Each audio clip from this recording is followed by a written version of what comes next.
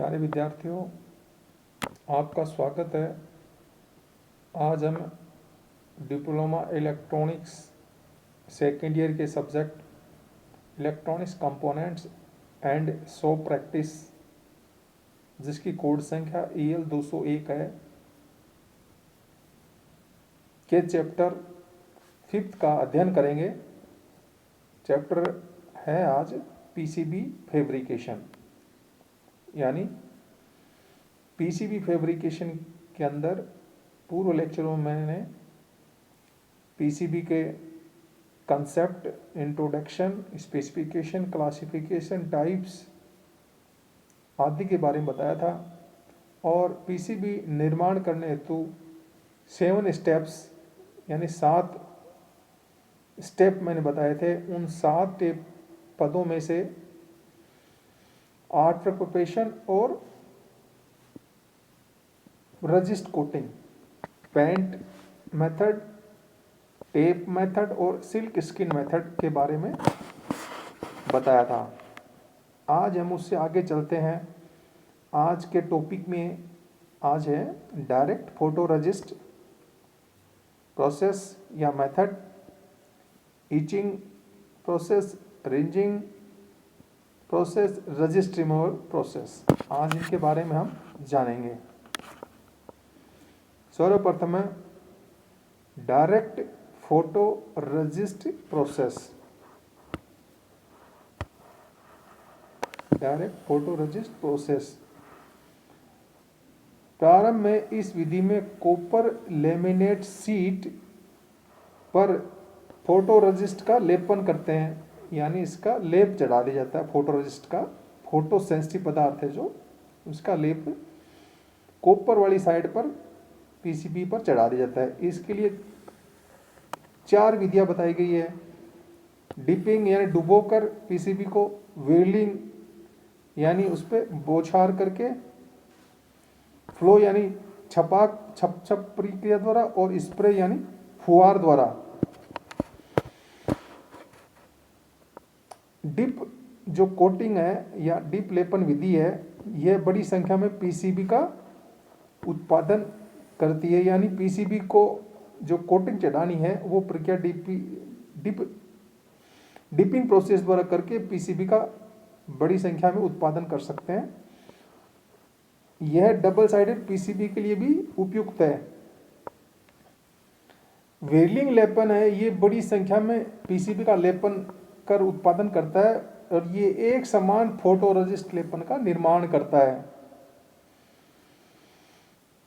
Flow लेपन है, इसमें साधारण प्रक्रिया मानते हैं इसको, और ये लैब में प्रयुक्त होती है। इसमें फोटोरेजिस्ट लेमिनेट पर डालकर फैला दिया जाता है और ये फ्लो लेपन विधि पूरी हो जाती है। स्प्रे लेपन या फुहार विधि है, ये एक समान लेपन उत्पन्न करती है। एक स्प्रे द्वारा, एयर प्रेशर द्वारा उस सॉल्यूशन को, फोटोरेजिस्ट सॉल्यूशन को PCB के कॉपर साइड लेमिनेट पर चढ़ा दिया जाता है और ये फ्लो विधि से भी ज़्यादा कारगर है, अच्छी है। तो ये 4 प्रकार की विधियां, डिपिंग, व्हीलिंग, फ्लो और स्प्रे, जो फोटोरेजिस्ट कोटिंग या लेपन करने के लिए PCB में प्रयुक्त होती है। और ये चारों विधियों को ही सम्मिलित रूप में हमने कहा डायरेक्ट फोटोरेजिस्ट प्रोसेस है। डायरेक्ट फोटोरेजिस्ट जो पदार्थ है उसकी कोटिंग की जाती है, लेपन किया जाता है PCB के ऊपर। यहाँ कोटिंग का मतलब लेपन से है। अगला भाग इसका है PCB लेमिनेट पर फोटोरेजिस्ट लेपन के बाद इसे गर्म हवा से सुखा दिया जाता है और ये सब कार्य डार्क रूम में या अंधेरे के कमरे में किया जाता है। यानी खुले में नहीं कर सकते इस प्रक्रिया को, अंधेरे कमरे में करते हैं, क्योंकि फोटोरेजिस्ट है वो प्रकाश के सापेक्ष क्रियाशील है। यानी जैसे इस पर प्रकाश पड़ेगा फोटो पर, ये अपना काम चालू कर देगा। इसलिए अंधेरे कमरे में कर दे ताकि फोटो या रोशनी इस पर ना गिरे और PCB लेमिनेट पर कोटिंग यानी लेपन फोटोरेजिस्ट का हो सके और वो एक्टिव पोजीशन में बना रहे अंधेरे कमरे में। जैसे बाहर लाएंगे वो टाइट हो जाएगा और फिर उसका आगे काम नहीं हो पाएगा। तो एक तरह की फिल्म इस पे बनाते हैं फोटोरेसिस्ट की पीसीबी लेमिनेट पर। अब आगे नेगेटिव आर्टवर्क को पीसीबी के फोटोरेसिस्ट लेपित भाग पर रख देते हैं तथा 1 से 2 मिनट अल्ट्रावायलेट पैराबैंगनी किरणों के सोर्स के नीचे रखते हैं 1 से 2 मिनट के लिए।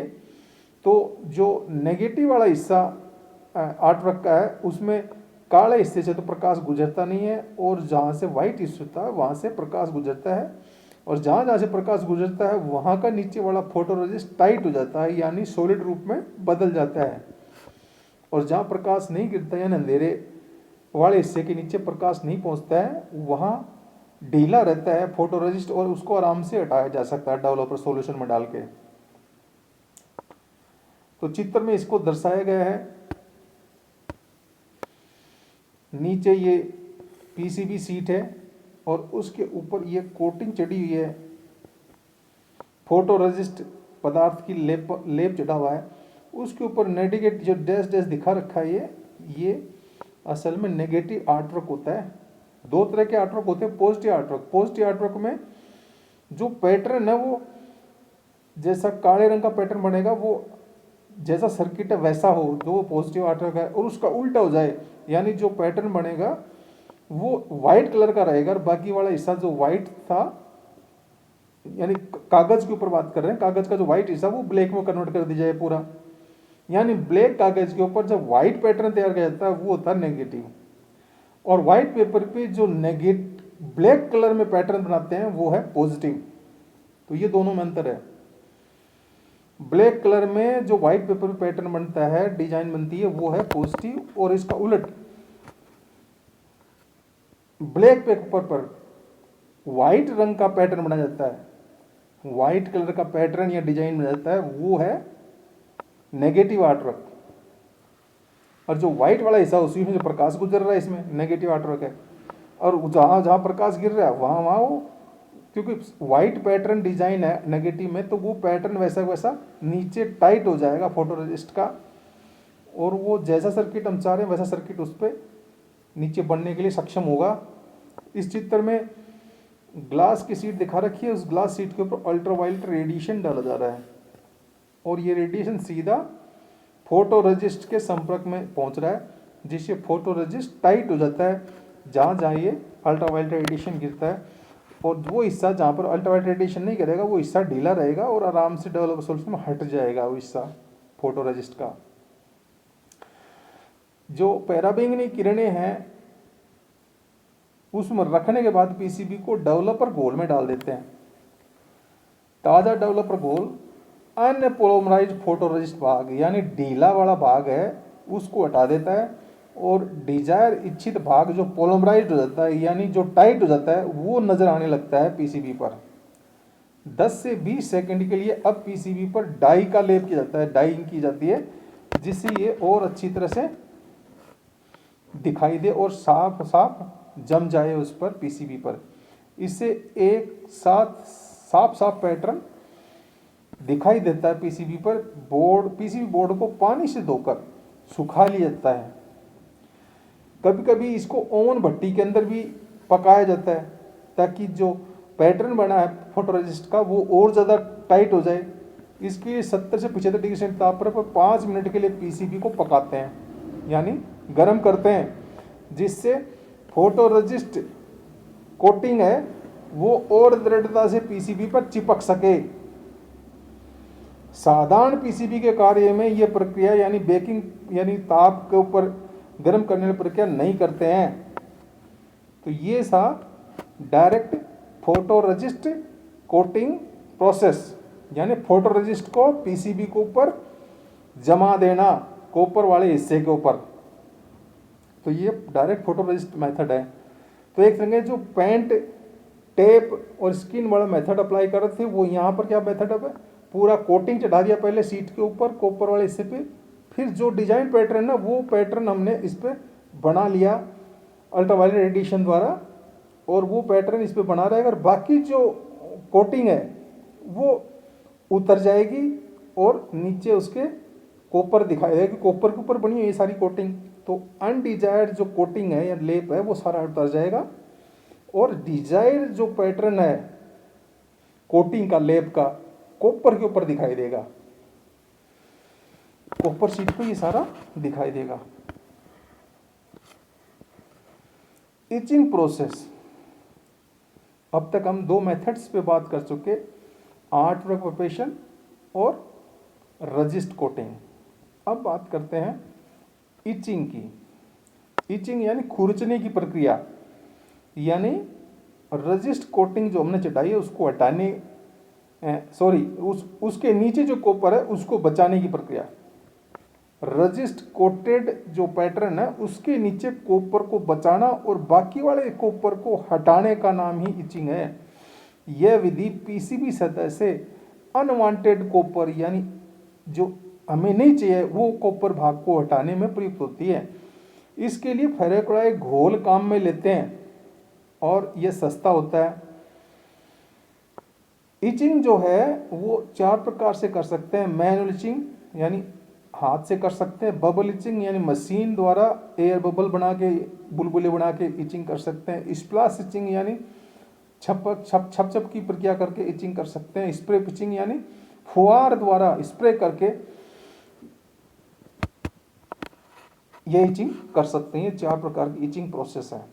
इचिंग का मतलब अनवांटेड कॉपर को हटाना और डिजायर कॉपर पैटर्न को पीसीबी पर बने रहने देना, ये काम करती है इचिंग। इचिंग अनवांटेड कॉपर को फेरोक्लोराइड घोल में डिजोल्व कर लेता है यानी उसमें मिला लेता है और उसको वहां से हटा देता है पीसीबी की सीट पर से। मैनुअल इचिंग लैब में प्रयुक्त होती है, इसमें हाथ से हम यूज करते हैं पीसीबी के ऊपर डिजायर्ड पैटर्न जो बना हुआ पेंट द्वारा। इसमें रजिस्ट कोटेड होता है, जो रजिस्ट कोटेड बोर्ड को फेरोक्लोराइड घोल में डाल देते हैं और घोल की ट्रे को हिलाते हैं हाथ से, जिससे यह इचिंग प्रोसेस चालू हो सके। लैब में इसको सबसे ज़्यादा प्रयोग प्रमुखता से किया जाता है। इससे कम उत्पादन होता है पीसीबी का और यह धीमी विधि है। यह 24 घंटे में पूर्ण होती है, यानी अगर आपने 10 बजे लैब में इस प्रक्रिया को चालू किया है तो अगले दूसरे दिन 10 बजे ही ये प्रक्रिया आपको पूर्ण मिलेगी। और कभी कभी तो इसको थोड़ा और ज़्यादा टाइम लग जाता है इस प्रक्रिया में और इसका रिजल्ट बेहतर प्राप्त नहीं होता, क्योंकि फेरोक्लोराइड कहीं कहीं पर छोड़ देता है, कॉपर को हटा नहीं पाता, जिससे ये बेहतर प्रक्रिया नहीं हो पाती। पर इसको लैब में प्रयोग करते हैं, टाइम ज़्यादा लगता है और कम प्रोडक्शन होता है पीसीबी का। जितने 4 या 5 पीसीबी आपने ट्रे के अंदर डाले उन्हीं को पर इचिंग हो पाएगी, उसके अलावा इचिंग नहीं हो पाएगी। ज़्यादा प्रोडक्शन के लिए अगली जो इचिंग प्रोसेस है वो काम लेते हैं, जैसे बबल इचिंग है यानी बुलबुला वाली इचिंग विधि। ये जो चित्र दे रखा है इसमें, ये वाला चित्र, ये पीसीबी को दर्शा रहा है। ये पीसीबी रखा हुआ है और ये फेरोक्लोराइड का सॉल्यूशन है। ये फेरोक्लोराइड सॉल्यूशन के अंदर पीसीबी को रखा हुआ ट्रे को, और ये 24 घंटे में प्रक्रिया पूर्ण होती है। बबल इचिंग में कुछ अलग है, इसमें फेरोक्लोराइड घोल टैंक के अंदर रखकर पीसीबी उसके अंदर रखे जाते हैं। इसमें फेरोक्लोराइड इचेंट के हवा द्वारा बुलबुले द्वारा इसको हिला जाता है और यहाँ पर हवा बुलबुले 2 कार्य करते हैं। तो कॉपर भाग को हटाने के लिए ताज़ा फेरोक्लोराइड इचेंट मिलता रहता है और ताज़ा ऑक्सीजन अंदर हवा के बुलबुले के रूप में जाती रहती है, जो इचिंग प्रक्रिया को और ज़्यादा इफेक्टिव बना देती है।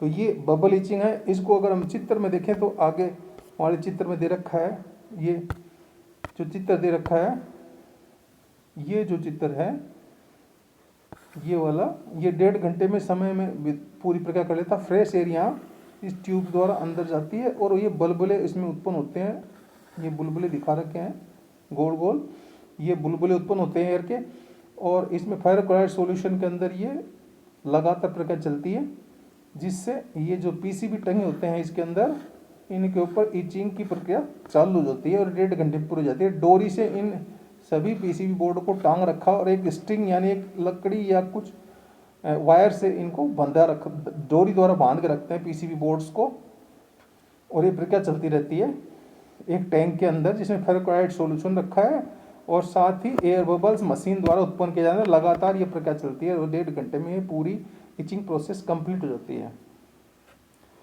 स्प्लाश स्टिचिंग,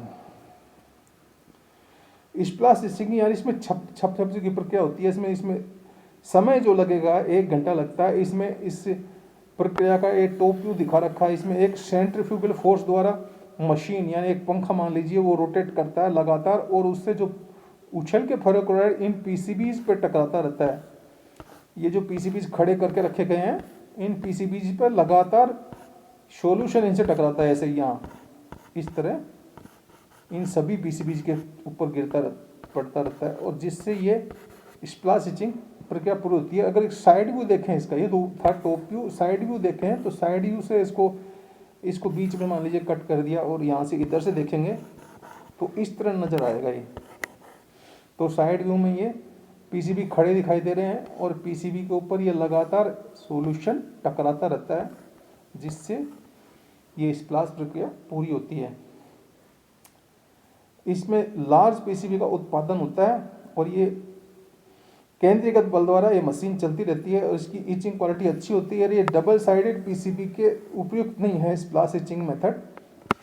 इसमें बबल विधि है वो ज़्यादा बेहतर है डबल साइडेड पीसीबी के लिए। जो डबल साइडेड पीसीबी होते हैं जिनके दोनों तरफ कॉपर की प्लेट लगी, यानी एक तरफ प्लेट फिर दूसरी तरफ भी प्लेट लगी हो।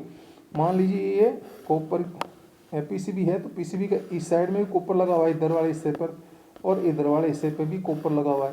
तो ये डबल साइडेड पीसीबी है, यानी एक तरफ होता है ज़्यादातर पीसीबी के कॉपर, यहाँ होता है एक तरफ, पर दो डबल साइडेड में दोनों तरफ लगा होता है कॉपर।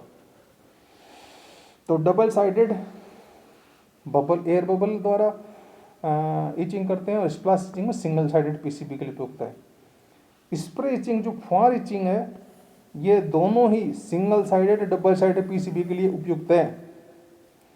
इसकी इचिंग की क्वालिटी बेस्ट होती है, और स्पीड जो प्रोडक्शन की है बहुत ज़्यादा होती है। मशीन का मूल्य इसमें ज़्यादा और कम समय में पीसीबी की इचिंग पूर्ण कर जाती है, और इसमें मुश्किल से आधे घंटे का समय लगता है।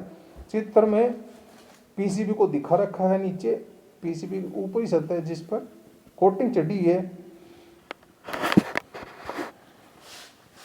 कॉपर पर कोटिंग चढ़ी है, रेजिस्ट कोटिंग, उसके ऊपर स्प्रे किया जाता है फेरोक्लोराइड सॉल्यूशन का, जिससे इचिंग प्रोसेस फास्ट होती है। फुहारे के रूप में लगातार इस पर कोटिंग जो रेजिस्ट कोटिंग है उस पर फुहार पड़ती रहती है फेरोक्लोराइड सॉल्यूशन की, जिससे वो तेजी से उखड़ता चला जाता है अनवांटेड कॉपर। और डिजायर्ड कॉपर का जो पैटर्न है वो नीचे उस रजिस्ट कोटिंग के नीचे बना रहता है, और वो लाइन आगे पैटर्न डिजाइन के लिए या सर्किट की जो डिजाइन है उसमें यूज होती है।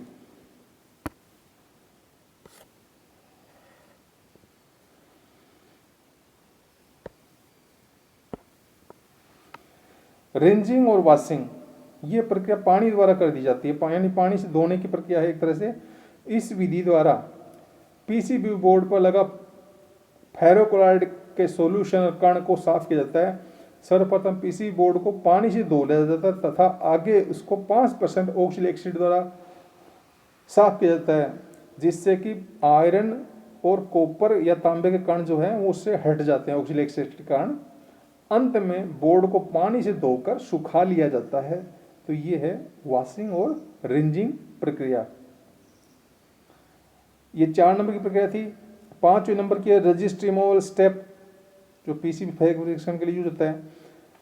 पेंट आदि जो रजिस्ट लेपित किया हुआ बोर्ड पर, उसको सॉल्वेंट्स जैसे ट्राइक्लोएथिलीन, मेथिल इथिल कीटोन या केरोसिन तेल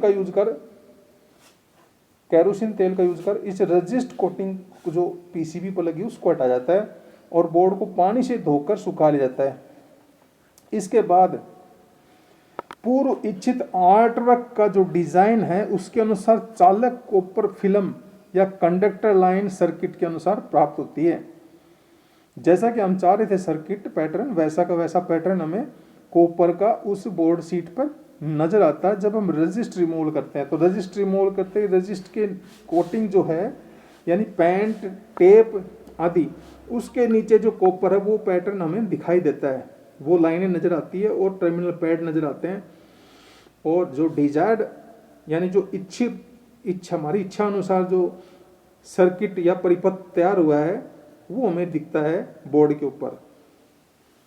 इससे में हमने आज बात की 3 प्रकार की विधियों के बारे में, खास तौर से इचिंग, रिंजिंग और रजिस्ट रिमूवल, और एक विधि थी फोटो रजिस्ट कोटिंग प्रोसेस, उसके बारे में बात की। तो आज के लिए इतना ही काफ़ी है। आगे हम दूसरे स्टेप्स हैं 6 और 7 स्टेप्स, उनके ऊपर बातें करेंगे। धन्यवाद।